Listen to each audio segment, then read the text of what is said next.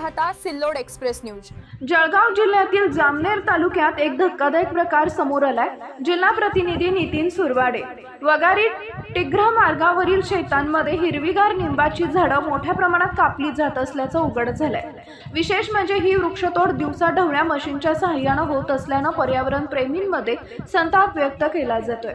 माहितीनुसार शेतातील पिकांना अडथळा ठरत असल्याचा कारण पुढे करत काही शेतकरी झाडांच्या फक्त फांद्या छाटण्याऐवजी संपूर्ण झाडाची कत्तल करत असल्याचं समोर आलंय। पत्रकारांनी घटनास्थळी पाहणी केली असता संबंधित व्यक्तींनी ही वृक्षतोड परवानगीनंच सुरू असल्याचा दावा केला।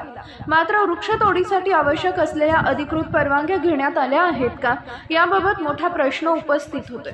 स्थानिक स्तरावर आर्थिक व्यवहार करून ही वृक्षतोड होत असल्याचा आरोप सूत्रांनी केलाय। दरम्यान महाराष्ट्र नागरिक क्षेत्र वृक्ष संवर्धन व संरक्षण अधिनियम 1975 तसेच पर्यावरण संरक्षण अधिनियम 1986 अंतर्गत परवानगीशिवाय वृक्षतोड करणे हा दंडनीय गुन्हा आहे। याशिवाय भारतीय दंड संहितेच्या कलम 268, 290 आणि 426 अंतर्गतही कारवाई होऊ शकते असं तज्ज्ञांचं मत आहे। वन विभागाच्या दुर्लक्षामुळेच हा प्रकार बिनधास्तपणे सुरू असल्याची खंत वृक्षप्रेमींनी व्यक्त केली आहे। आता या प्रकरणी प्रशासन कोणती ठोस कारवाई करते हे पाहणं महत्त्वाचं ठरणार आहे। नमस्कार, सत्यासाठी लढणारी आवाज सिल्लोड एक्सप्रेस वृत्तपत्र आणि वृत्तवाहिनी 2018 पासून आपल्या देशातील प्रत्येक जिल्हा, तालुका आणि ग्रामीण भागातील खरी, निडर आणि विश्वासार्ह बातमी आपल्यापर्यंत पोहोचवत आहे।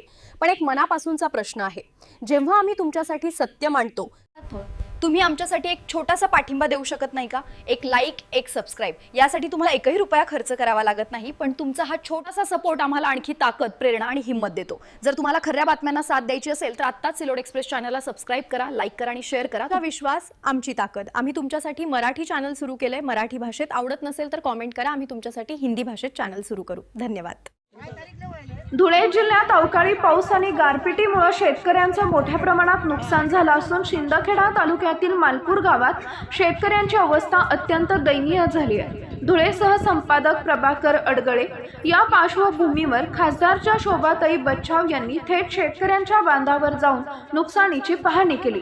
मक्याच्या पिकाचं मोठ्या प्रमाणावर नुकसान झाल्यानं शेतकऱ्यांच्या हातातोंडाशी आलेला घास हिरावला गेलाय। शेतकरी हेमराज काशीराम पाटील आणि शंकरप्पा पाटील यांच्या शेतात जाऊन खासदारांनी परिस्थितीचा आढावा घेतला आणि शेतकऱ्यांना धीर दिला। तसेच महसूल आणि कृषी विभागाच्या अधिकाऱ्यांना तातडीनं पंचनामे करून अहवाल सादर करण्याचे निर्देश दिले। यावेळी मंडळ कृषी अधिकारी, उपकृषी अधिकारी, तहसील कार्यालयाचे अधिकारी आणि स्थानिक प्रशासन उपस्थित होते।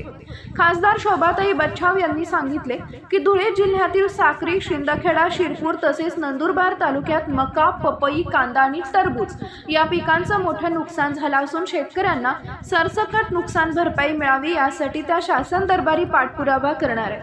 केंद्र आणि राज्य सरकार शेतकऱ्यांच्या पाठीशी असून लवकरच योग्य निर्णय घेतला जाईल असा विश्वास त्यांनी व्यक्त केला। एक मिनिट, जे नुकसान झाले 2 आपण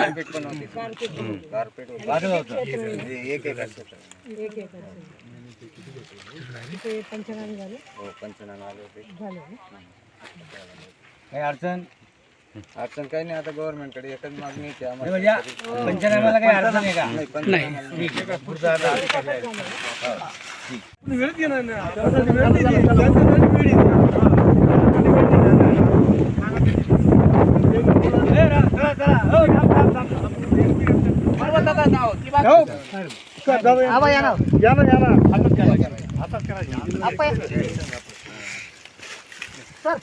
दादा काढा समोर तीन फोटो मी मागू जातो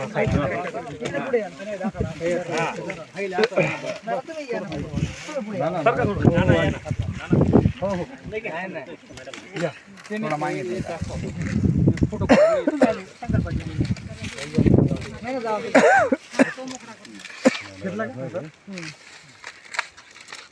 मागचा आला पाहिजे, सगळं साफ झालं। शेती यायला पाहिजे। साईड देऊन देऊ थोडं, साहेब थोडं थोडं ना जातो मागे मागे येऊन जा थोडं मागे हो जाओ। दूर दूर मागे थोड़ा फोटो मांगी दिन